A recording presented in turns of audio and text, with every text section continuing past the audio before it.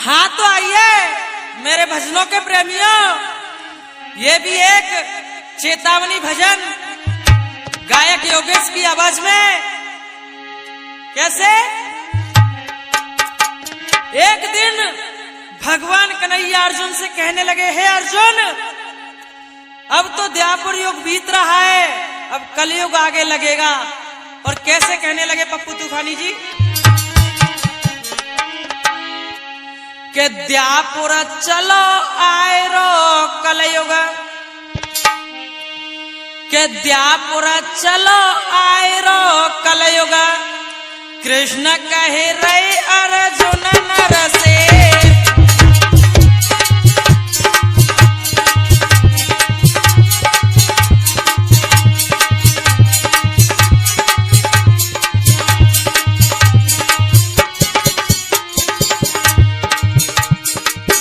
और इधर में हमारी ढोलक पे संगति कर रहे हमारे पप्पू तूफानी जी, और चिमटा पे हमारे ब्रह्मा भैया कुंडल वाले और लवकुश भैया,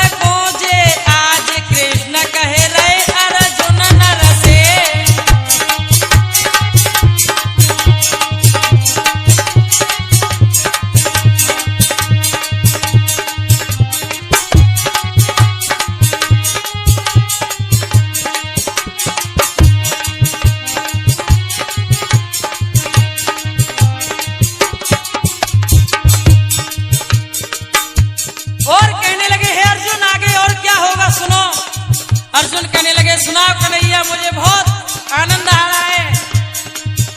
और कहने लगे आगे की बहुएं कैसी होंगी सुनो। वो भी भैया कहावत है